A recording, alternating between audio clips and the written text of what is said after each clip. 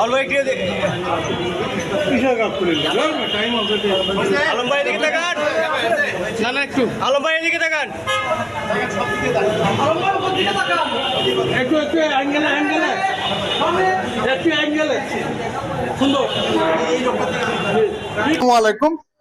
গত পরশুদিন আমাদের সদর থানায় আমরা জনাব হিরো আলমের বিরুদ্ধে একটি ওয়ারেন্ট আমরা পাই, যেটি হচ্ছে আমাদের নারী শিশু ট্রাইব্যুনাল 1 বগুড়া থেকে একটি ওয়ারেন্ট আমাদের সদর থানায় আসে। আমরা এই ওয়ারেন্টে আমাদের কাছে সদর থানায় আসে। এরই প্রেক্ষিতে আমরা আসলে আজকে জানতে পারি যে হিরো আলম, জনাব হিরো আলম তিনি আসলে বগুড়ায় এসেছেন। আমরা এই তথ্য পাওয়ার পরপরই আমরা বিভিন্ন ভাবে তাকে খুঁজতে থাকি এবং এক পর্যায়ে আমরা জানতে পারি তিনি আসলে ঢাকায় চলে যাচ্ছেন। আমরা এই তথ্য পাওয়ার সঙ্গে সঙ্গে আমরা আসলে তাকে খুঁজতে থাকি।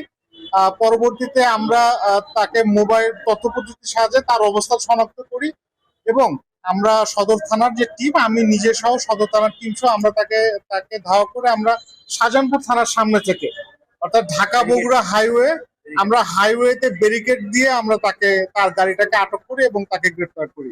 আর আমরা প্রাথমিকভাবে যেটুকু জেনেছি, এই মামলাটি গত 1 বছর আগে এটি বগুড়ায় আদালতে এটি করা হয়েছিল।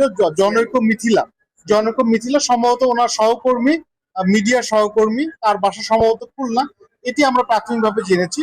এই মামলাটি পিবিআই তদন্ত করে, পিবিআই তদন্তের প্রেক্ষিতে গত ইয়াতে আমাদের এখানে